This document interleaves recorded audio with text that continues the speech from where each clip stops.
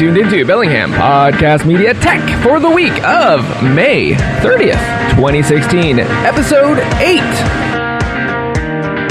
I'm AJ Barsay.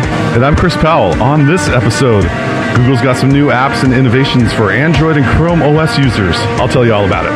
And AJ is back from traveling. He's got some tips, options, and other good things to know about travel tech. And we'll both share our favorite spots from Interstate 5, Exit 255, Sunset Drive. All that and a metric ton more next on BPM Tech. Wow, you even rhymed. I'm a poet and I do know it, and sometimes I bust out some interesting... Should I click? Should I snap? If we want to go beat poetry, sure, yeah, exactly, we can do that. But this is Bellingham, we don't need to do that. Whoa, I mean, it is Bellingham. It is also... You did some beat poetry, and we are in... We are in the Woods Roastery on Lakeway Drive. Boy, their lighting bill is extensive. No, I think those are LEDs. Okay, but still, it's daunting. We are bathed in light and we are bathed in noise steel and the ambient noise. You got to have that authentic feeling of what's going on. And I got to tell you, normally I don't drink coffee. I noticed. You're actually drinking my dark beverage. Well, I love this. But when in Rome, it's not like you go to a steakhouse and you say, you know what, I'm going to have the vegetarian lasagna, right? We're at the roastery. We decided we're going to go to the roastery. We record this next episode. And I talked to Mr. Jordan. Jordan is the barista specialist here. And I'm like, okay, Coffee 101. What do you recommend? Hook up a newbie because I don't really know that much about coffee. And he hooked me up with Americano. It's delicious. It's going to be caffeinated, so I will be a whirling dervish in about maybe an hour. Awesome. We'll see how the podcast goes with how fast I talk. But otherwise, what I was not aware of is that seltzer water is a palate cleanser. So that's good to know. Anyway, definitely digging this joint.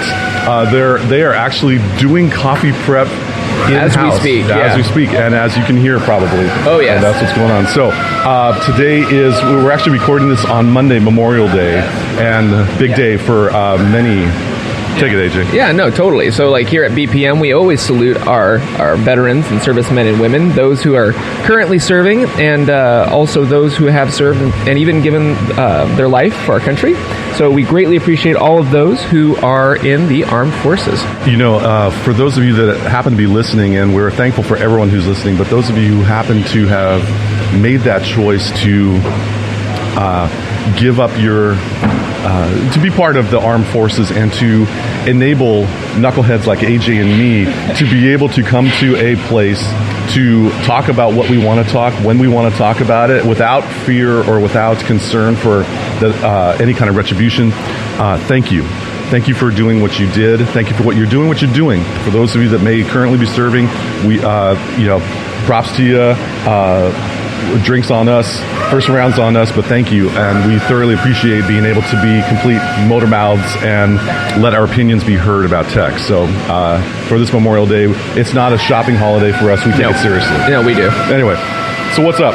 So, let's start with actually you, because you're the one that was all jonesing on the news. Google got some I/O-age. Yes, Google I/O, input, output. It's their big fest of what's coming up. You got to get the tech headlines fed, and so they have this big old keynote, big old thing, and we've got a lot of new stuff coming up. Okay, so for those of you that are Android phone users, and I know that you're out there because I gotten a little bit of feedback from a couple of them. Feedback! We got feedback. Listener feedback? It's real? It is real. Yes! And it's spectacular. We are often Apple heavy due to the devices we own. True. We got to give props to those that are Android style, and so one of the things that we want to give a little heads up for is Google Home, which is Google's attempt to go for Amazon's Echo, Amazon's at home like Alexa. It's an always-on listening device. So Google's getting into the game. You're able to listen to music, ask it information, or even have a conversation if you're bored. Hey, all right.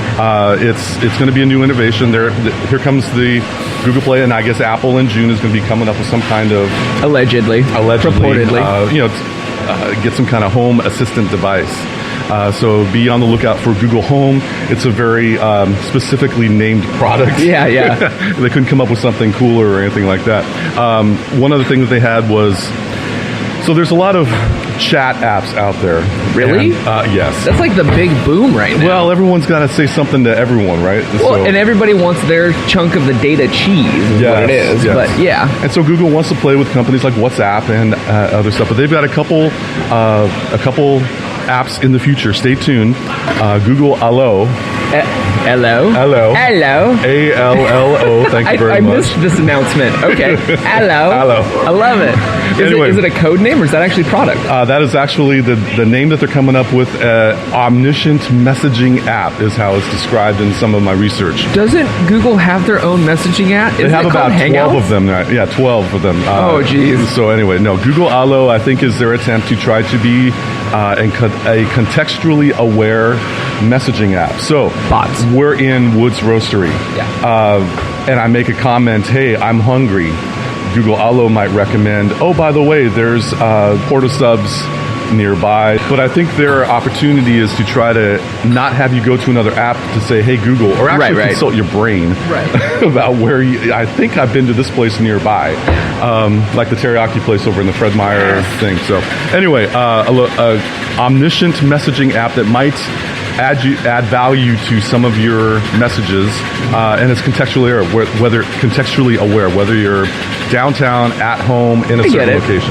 Yeah, bots. It's bots. So that's for text messaging, but there's also a video chat app coming up. Now, Apple has FaceTime, Google has Hangouts with some video, and that's been fairly successful for Google. But here comes, stay tuned for Google Duo. Google Duo. So we got Allo and Duo. They're a crime fighting team coming next to the CW. No, I'm just kidding. Anyway, Google Duo is an upcoming video chat app, and it lets you see the caller even before you pick up. So it's kind of like, you got your security thing in your highfalutin apartment complex. This lets you see who is knocking at your door or ringing your phone. As soon as I was listening to them describe this, I was getting flashbacks to Back to the Future 2. This is the one with Future Biff, right? Right. Or the Future Biff's Plaza. And Future Marty, who's like he was the business guy that made the shady deal. And there's Needles, who is my favorite character in the whole Back to the Future thing, because it's Flea, faces for Red Hot Chili Peppers, and you see Flea coming in, as soon as Marty makes that bad move, there he is. I get that feeling like someone's going to call me on Google Duo, and like, I saw that. So I have a feeling it'll be probably more for good than evil. Yeah. But Google Duo is coming up soon. And the big thing for 2016 is Google Daydream VR. Virtual reality is everywhere. It's really taken a lot of the headlines. So Google's getting into Daydream virtual reality. So this is a non-cardboard based product, correct? I believe so. This is an actual headset and remote controller for your Google phone. I'm not sure if it's going to be integrated with iOS. That might be something Apple will enter in later on. But I got one more thing. So we've had a messaging app with Google Allo, a video chat app with Google Duo, assistants sitting at home playing music called Google Home. But the thing is, one of my favorite technologies are Chromebooks. Yeah.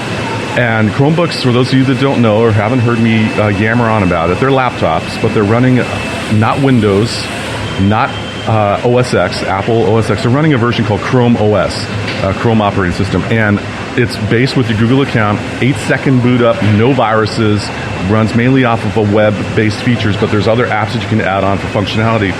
News was announced that starting in June, some select Chromebooks are going to be able to play Android apps or load Android apps. So the stuff you have on your Android phone could now be installed on a laptop. So Chrome OS, while it has tremendous functionality, may not be as extensive for what you can load on it. And now you've got all of Android's Play Store, or all those apps. Now you can load on a laptop, have a bigger screen, keyboard, a lot more that you can do with it. Turn it into an actual desktop computer. But on select hardware? On select hardware. We have, at this point, from what they've announced, and everything's coming soon, and there will be more later on, probably towards the holiday season. There's an Acer R11 Chromebook. There's a Chromebook Flip. and the big dog, the Chromebook Pixel. The Acer R11 and Chromebook Flip, if you go to, it's around $270 for the Chromebooks. So, small price for a laptop, and in June or the summer, you would probably be able to load lots more software on it to be able to do what you normally do on your phone, but now you got the big screen and keyboard. I wonder why obviously they're probably giving partners first dibs on this new tech, but I'm wondering if it's going to be hardware specific, a la like we're seeing with Android. Certain things work on certain handsets, certain times of the year, if you do a certain dance and say a certain phrase, which I hope not, because like I've messed around with the Chromebook, and it's cool because it's Chrome. If you can use a browser, you can use a Chromebook. And I'm hoping that they don't do the like fragment. Thank you. The caffeine has not hit me yet. Not yet. But I hope they don't fragment Chrome OS. Like just bare bones. Let's keep it to the facts, ma'am. You know. That'll be another eye roller of a constraint, because as I actually teach some instruction, I'm instructing some classes teaching about Android skills, and it's tough because you've got so many different operating systems running so many different devices, and they have different looks and feels. Now we have, these are Android available Chromebooks and non-Android. I'm gonna give up the ghost. There will be a rant on an IRL coming soon, just like everything else out of I/O. So anyway, lots of new hotness coming up for the Android and Chrome OS people out there, and so I was really impressed. I'm waiting optimistically, because I want them to succeed. I want them to be able to give Apple a run for their money, so that and Amazon and Microsoft, so that everyone can up their game and try to raise a bar a little bit for consumer accessibility for what they would want to do. No, I totally agree. Like when Amazon came out about less than last year for Amazon Echo, everybody was kind of joking, like, oh, this is going to be a fail by Jeff Bezos, just like the Fire phone was, flamed out. There was, the headlines were awesome because everything around Amazon is usually around Fire. We have the Kindle, it's cute. So of course the headlines were like, is Amazon flaming out or whatever. But when they came out the Echo, it was weird because not branded, Kindle or anything fiery. And what's funny is that we're now seeing an echo. I'm going to make a headline here. We're seeing an echo across the tech sphere because we have Google feeling like they have to compete. And now there's rumors, like you said, that Apple might be doing something, or maybe wrap it into Apple TV, or they have Apple Home. And we know that they have Siri, and we know that Siri hasn't even made it to OS X yet. So what is Apple cooking for this? It's competition. Like, here is, Jeff Bezos, who just, kicked an idea that he wanted to have, Earl Grey, hot. Order it from Amazon Prime shipping, awesome.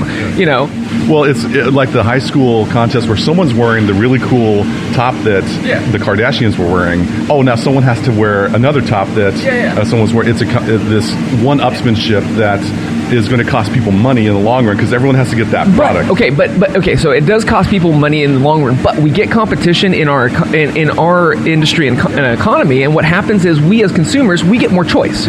I am always for that. Like, that's what's cool is that, like, I've messed around with the Amazon Echo, tell me a joke, Alexa, and it was, so we'll get to traveling in a second, but hopping to B&Bs, most B&Bs have them because it's really easy for guests to be like, play classical music, there's no barrier to interface. If you can speak to it, it does it, and that's the key thing. But much like you and I talked about last episode, or a la texting just to get here, you and I both had autocorrect issues. Oh, yes. The thing about these automatons, is natural language and colloquialism don't mesh well with technology because they're not our overlords yet, and as long as we're smart enough to have things like they're not going to get 100% accuracy every time. For those of you transcribing at home, "ait" is AIGHT with a exclamation point. And isn't there like an apostrophe? I think so. Okay. And when you get like someone like Busta Rhymes talking, it's like the transcribers are going like, I quit. It's not just a Busta Rhymes thing. Whatever, yo. But still, how would you diagram that sentence? Do kids still diagram? They should if they know what's good for them. Why diagram when we have autocorrect? Anyway, all right, anyway, too. So Anyway, lots of new stuff coming up. Lots of stuff for us to talk about as the summer moves on. Yeah. But let's switch topics. AJ, you and your lovely wife went traveling. Yes. Recently. Tell us about your travel. So, okay, well, I will keep it rated G. So we had a trip planned. My wife's cousin got married in the lovely rolling hills of. I kept calling it the Misty Mountains the entire trip. It's the Smoky Mountains. No, you're thinking of Zeppelin with Misty Mountain Hop. No, close. I was thinking hobbits. Of course, yes. You know. It was funny. I was just like, okay, well, let's go to the Misty Mountain. So I Google Misty Mountains, and Ariana leans over to me. She goes, "You mean the Smoky Mountains?" And I'm like, how long have I been saying that? She goes, for the last day. Enough to embarrass you. Exactly. So it was interesting. So anyway, so we go out there. First of all, so we fly out of YVR, largely because it's an hour door to door from Bellingham to YVR, as opposed to an hour and a half plus, absolute rage to get from here to SeaTac. Well, you got rage, but you also get border rage depending on when you go. So you hit the border at a good time. Right. Well, I mean, we travel a lot. So like, we do off days, we do off time. So we know the routine.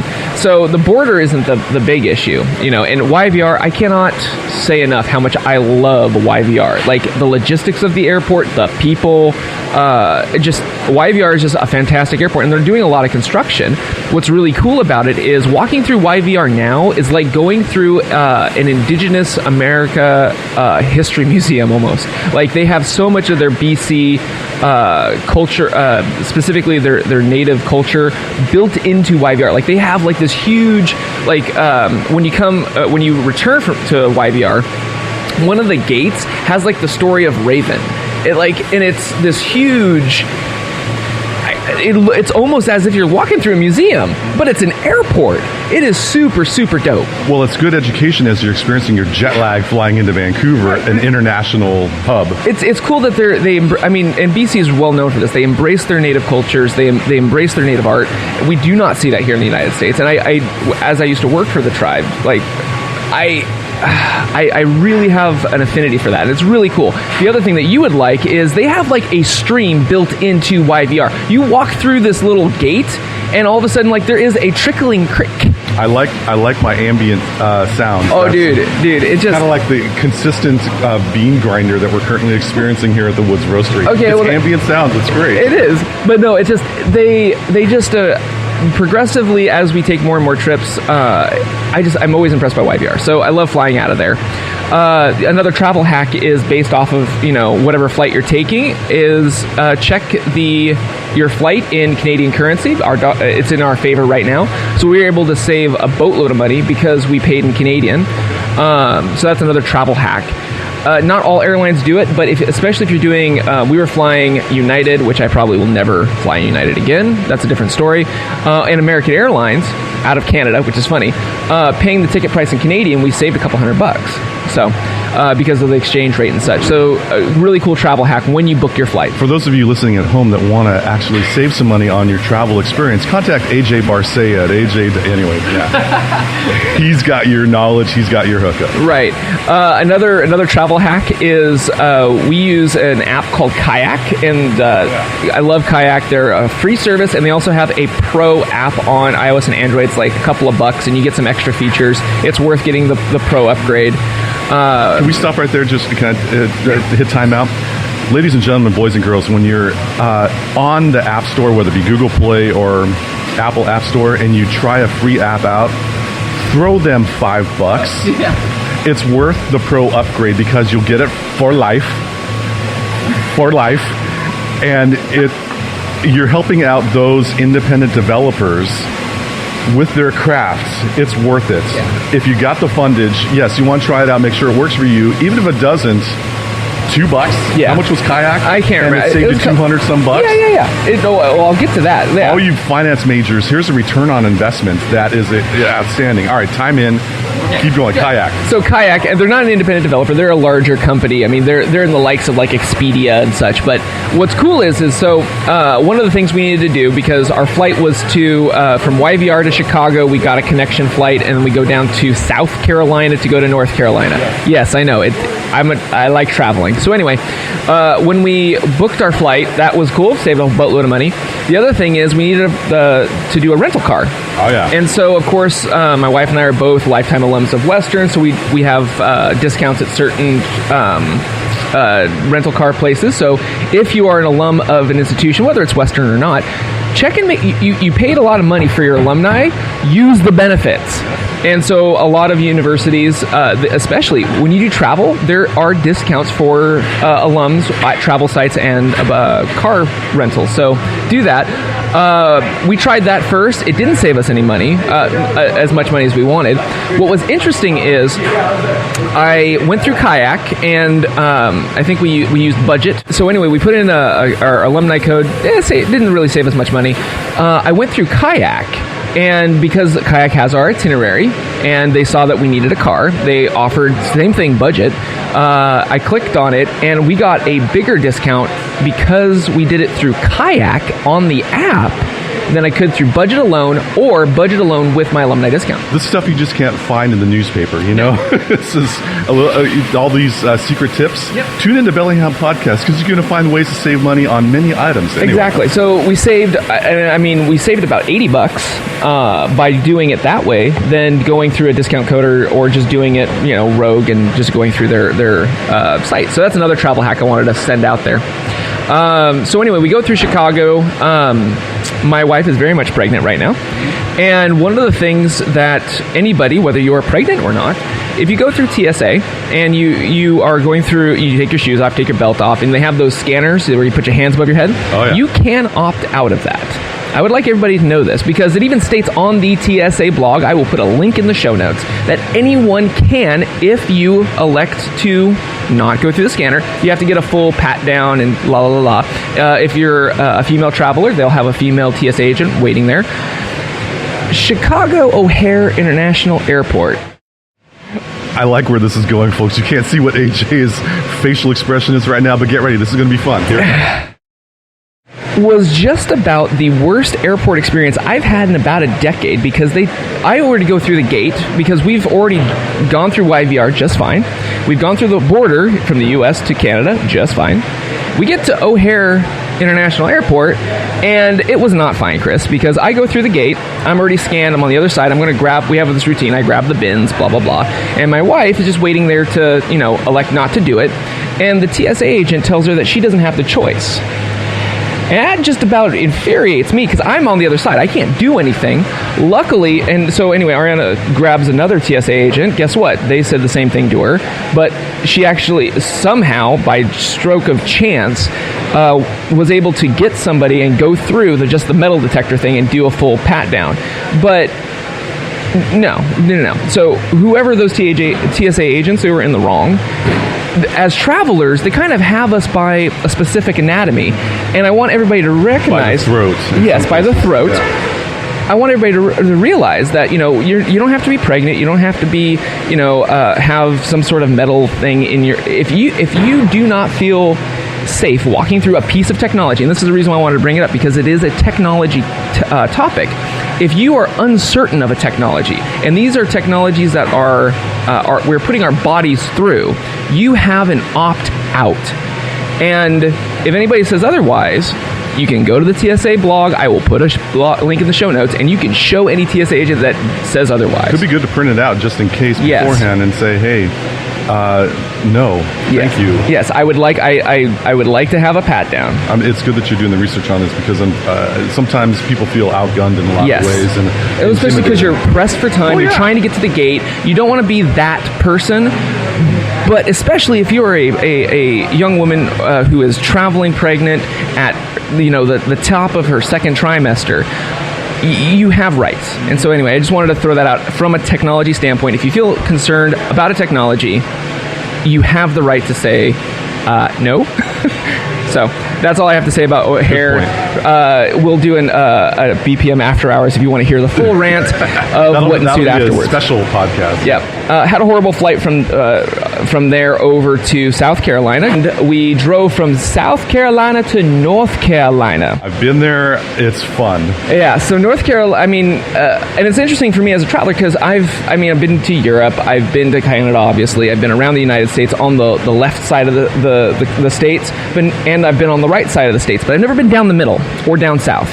And so that was really interesting because just the difference in culture, the difference in histories, it was just interesting. Like, so, things are a little bit, like a lot of people say the South, things are a little bit slower. And it's not in a derogatory sense. Like, literally, things are just a little bit slower. It's a cultural thing. Yeah, it's really cool.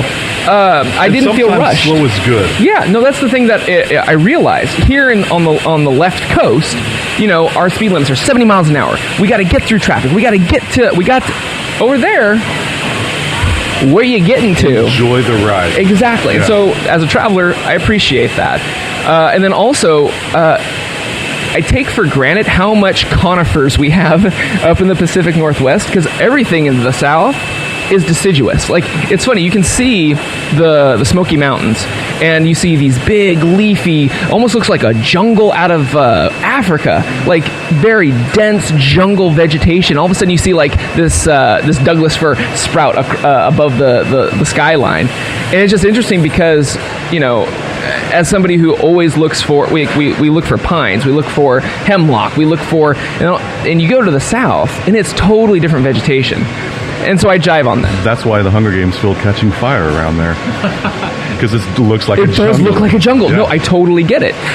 So that was really eye-opening. And, of course, I got a whole bunch of photography for it, which will be on my Patreon soon. And what was that website for the Patreon stuff? Patreon.com/AJ That's good. I almost forgot about that one. You do recall that one. So anyway, so we get to North Carolina. We get to the wedding venue. It's Castle Lady Hawk with an E.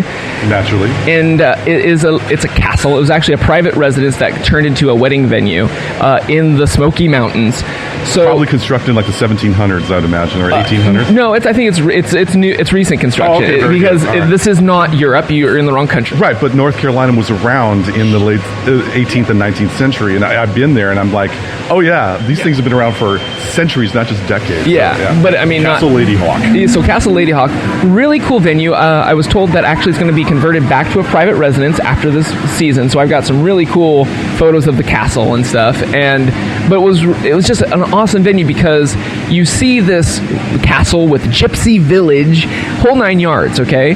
And when you get up to the main foyer and you go out those big doors of a castle, all you see is rolling hills and mountains. Like, straight up, I could have been in Hobbiton or something. Like, it was crazy. It is the Misty Mountains at this point because it was like a fairy tale. It was crazy. So anyway, that was my trip. And for more on that, you'll, like I said, if you follow me on Twitter or Facebook or Instagram, or if you back me on Patreon, you'll see a lot more from those trips and travels. But to get back to travel hacks, one of the things that we also did, and I've been waiting to try it out, and I wanted to try it in a big city, is Uber. Uber, yes. So flying out of North Carolina, we stopped in DFW, Dallas-Fort Worth. And so in Dallas-Fort Worth, never been to Texas. Probably won't go back because it's not as a slight. It's not my cup of tea. Very big. Just everything is bigger in Texas, and I get it. Yeah. Oh yeah. We got some great pit barbecue at this place called Hard 8 Pit BBQ, where, I kid you not, Mr. Powell, the pit that they do, and everything is on the menu, by the way, chicken, pork, whatever, is probably as big as this coffee bar. A good 20 feet by 5 feet. Yes, by 5 feet deep, of every kind of meat that you could probably think of. It was amazing. It's a destination for me, that's for sure. Yes, and you will not be hungry afterwards. Oh yeah, no, I've had that experience. Yeah. So anyway, so while we were there, so we leave DFW, and I'm like, well, let's see what we can pick up. So I look for a cab, of course. That didn't go well. Look for a bus, look for a light rail, look for anything, because I'm a Pacific Northwest person, and that doesn't work down there. No. Everybody has a vehicle, and as such, of course, everybody has an Uber. So I called an Uber. And what was cool about Uber is I signed up in literally about 2 minutes flat. On your iPhone? On my iPhone. I did not have an Uber account. I basically signed in using Facebook. It pulled my data, asked me for my credit card, and I was set. It was one of the painless, and you know this, when you go to airport, Wi-Fi is not necessarily the fastest. or most reliable. Trustworthy. Yes, which actually gets me to my other point. When I did all of this, I was using a VPN, virtual private network. Because you're a smart traveler. Because I don't want my credit card hijacked on an open public. We're going to talk about VPNs later on with whole security thing. Yes, so I was using Opera VPN, and then I signed up for all this, and it was just 2 minutes flat, done, and I was hailing my first Uber. The person was there in less than 2 minutes, picked us up, and yes, I'm getting into a stranger's car, but what's cool on Uber is that you can see the picture of the person, you can see the vehicle, the type of vehicle, age of vehicle, and also you have different Ubers that you can select. If you're, Uber X, which is the normal car person, it's just, you're getting very cheap transportation, you can have Uber Select, where it's like you might have like a Mustang drive up, or you have Uber, they have 4 different Uber levels, and of course the fare goes up with each Uber level. By like double. Of course. So like if you wanted to have like a limo pick you up because somebody's driving a limo and they're an Uber driver, it's available to you. So that's cool. You have selection. We took 3 different Ubers, and each time I asked the person, like, hey, what's there to do in DFW? You want to know what they said? Straight up, this is not a joke. Nothing. Wow, really? I was expecting like barbecue or... Nope. They're like, whoa. Are you sticking around for the nightlife? Nope, just 7-hour layover. Have you had barbecue? Yes. There's nothing to do. Okay. like that's it. That's all they said. And I'm like, really? That can't be. I mean, I've been into some backwater towns, and there's something to do. There is nothing to do in DFW. According to your Uber driver. Well, no. So here's the thing. We took 3 different Ubers, and we went around. And the reason is because Texas is so big. DFW is a good 50 minutes away from downtown Dallas. So you're actually out in the burbs. It'd be like the equivalent of if SeaTac was in Marysville and you want to go to Seattle, and there is no light rail, no nothing. Like to take an Uber fare or to take a taxi to get to downtown Dallas, it would second mortgage on your home. It would be quite expensive. I bet, yeah. Which also a cool hack. Uber, before you select a fare, it'll give you an estimate of how much your fare is. That's helpful. Yeah, as opposed to getting into a taxi and not knowing. Okay. So anyway, the only other thing I wanted to say about the Uber experience, it was a good experience. My wife and I like meeting interesting people, so you get prepared, you'll meet interesting people.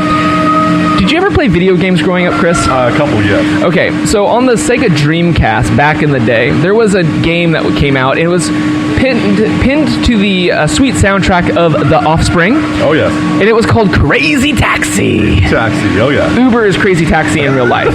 You get an interesting character that shows up, picks you up for a cheap fare, and then drives you just as crazy, if not more crazy, than a normal taxi driver. That's my Uber experience. So that was an amusement park ride.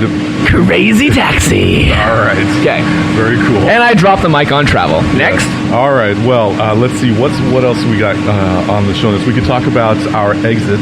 Yeah, let's get to exit 255, I believe. As part of my self-initiative, demanding that we talk about cool spots on every Bellingham. I'm AJ Barsay, and I endorse that message. Up next, as we travel through Bellingham, is exit 255, Sunset Drive, Mount Baker. So on this exit, it's mainly the gateway to Mount Baker. Which is 27 or so miles off the interstate, I think. I think it's a little bit longer, but yeah. Okay. Well, you're going uphill, so that right. Forever. Anyway, where would one go? Where's my favorite spot on exit 255? It's not the drive-through Taco Bell in Sunset Square for those of you that are around. It's not.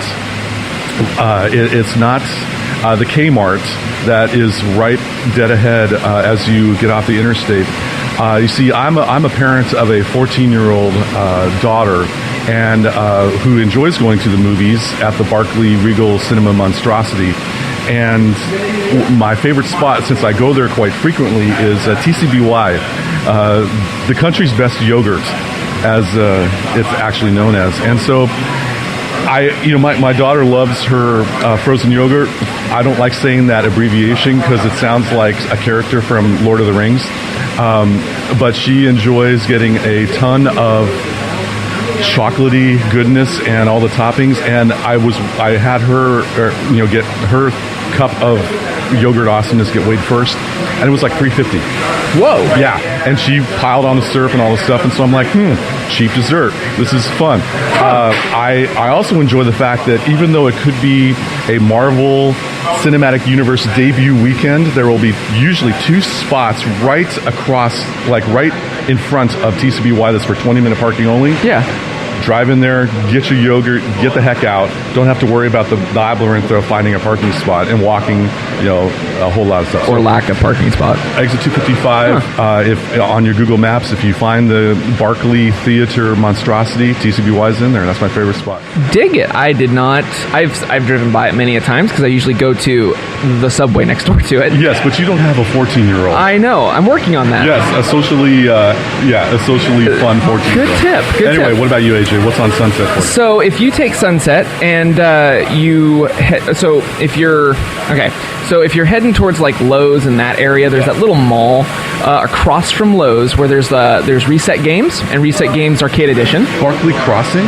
Is it Barkley? If I'm incorrect, forgive me, folks, but it's it's the little strip mall. It's a little strip mall, and there's 2 joints in there that I'm going to highlight. One is the for Reset Games and Reset Games Arcade Edition. Yes. It's kind of a more local video game shop.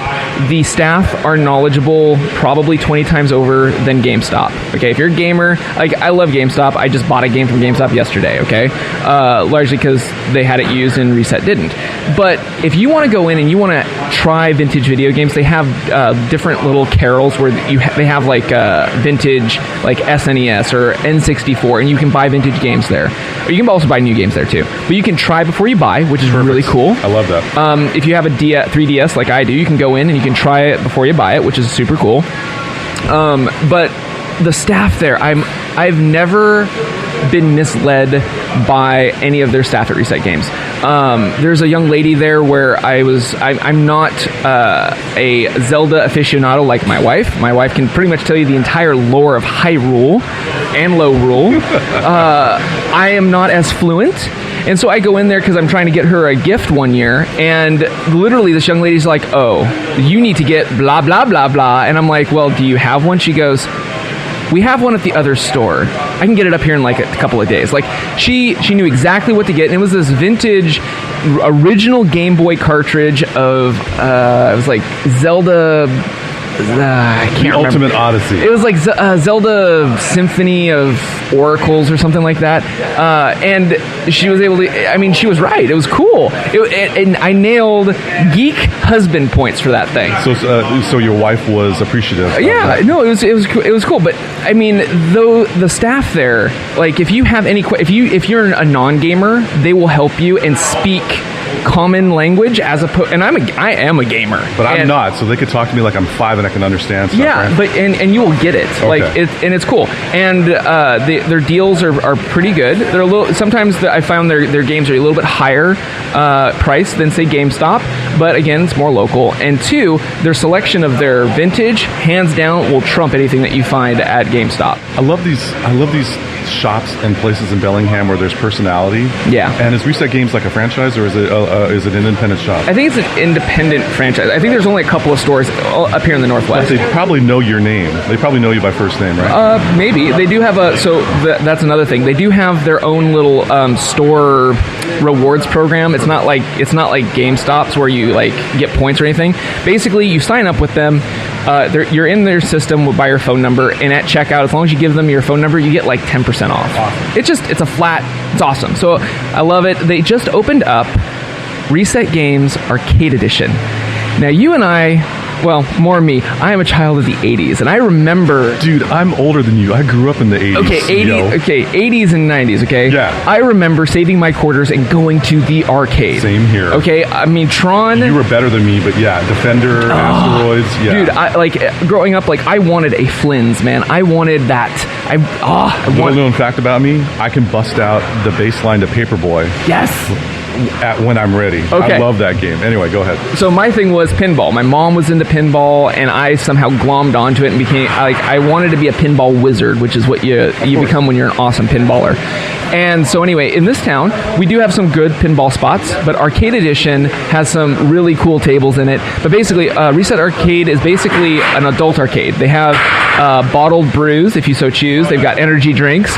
And like everything in there is like 50 cents. Like it's like the arcade I had as a child. They had pinball. They have like driving racing games like Initial D. It's just such a cool spot for a cheap adult or upper maybe high schooler.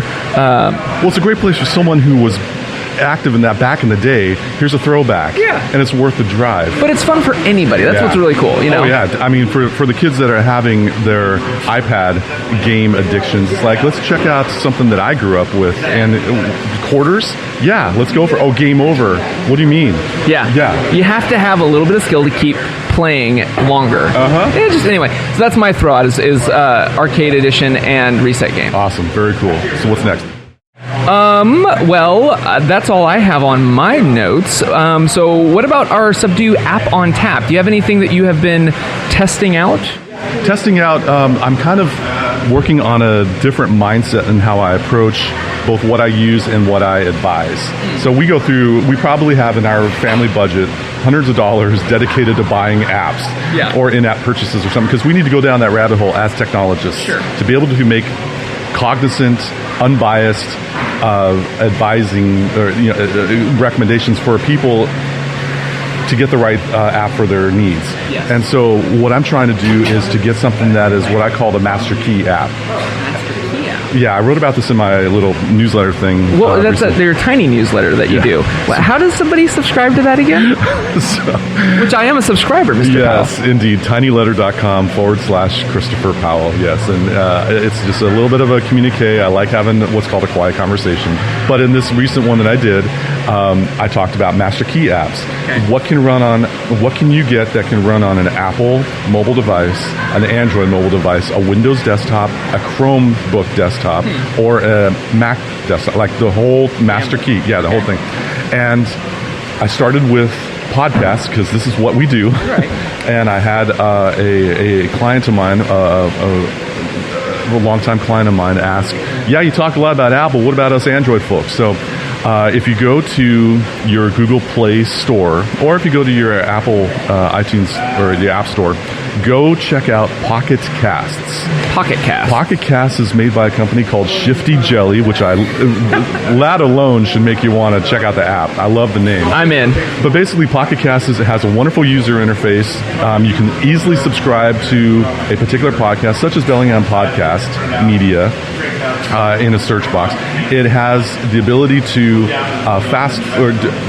it's called 1.5x or 2x. What happens is the regular time frame for a podcast, it can increase it 1.5 times.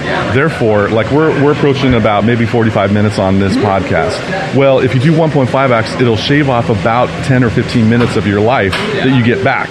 Plus, you can listen to AJ and me talk like chipmunks, which is even better, because a baritone voice like myself gets really entertaining after a while. So, should you download Pocket Casts for free, and actually it may be paid, but it may $5 or $6. I find that it's across all platforms. So if you sit down in a Windows computer, there's a web version. If you sit down on an iPad, you can have access to that. It can work across all your devices.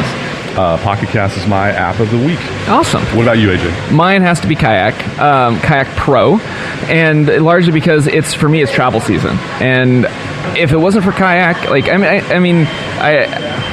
it's my go-to. Like if I need to, let me rewind a little bit. So let's say you're not in the business of doing a lot of travel, okay?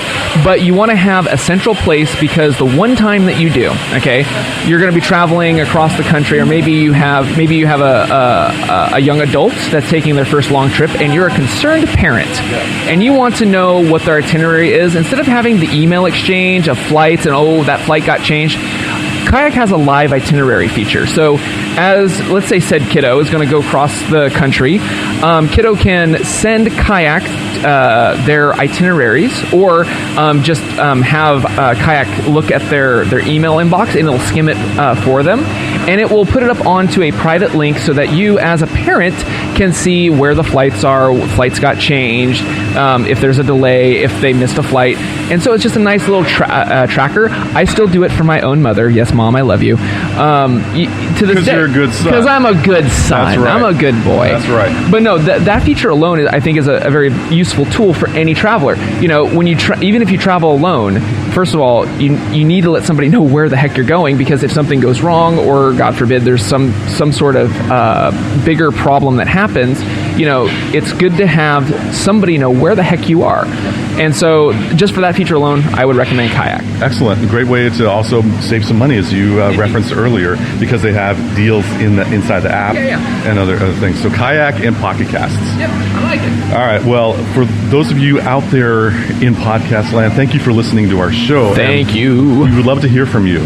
So we would like to suggest, Simon says, pretty please, Mother may I, give us a call on your mobile phone, 201 area code 731-8324. That's 201-731-TECH.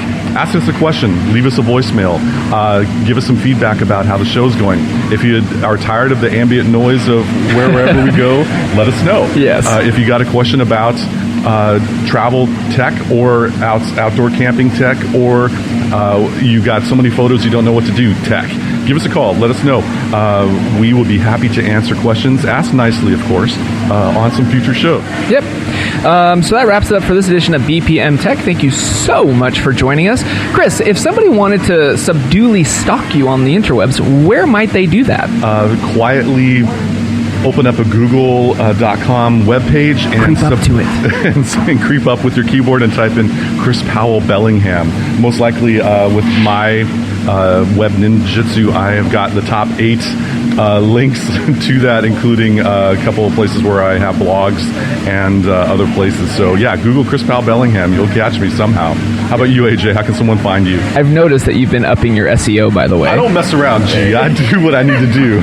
Because that other guy. I know, the other Chris Powell. Yeah, I am the other Chris Powell compared to this best-selling author, handsome, tan gent, owner, or the host of a successful TV show. Yeah, I'm the other Chris Powell. Yeah, but you're the real Chris. One. Except no substitutions. Yes. You can find me at ajbarse.com, or if you like photography, you can also follow me on Instagram and Twitter. That's at AJBARSE. And if you really like my photography, you can support me as a Patreon patron. That's at Patreon, patreon.com/AJBarse. And actually, we're getting up to the end of the month, so actually I'll be putting out a vlog very soon. So if you want to see some behind-the-scenes look and actually some different techniques on your technology, that's what I cover every month on the Patreon feed.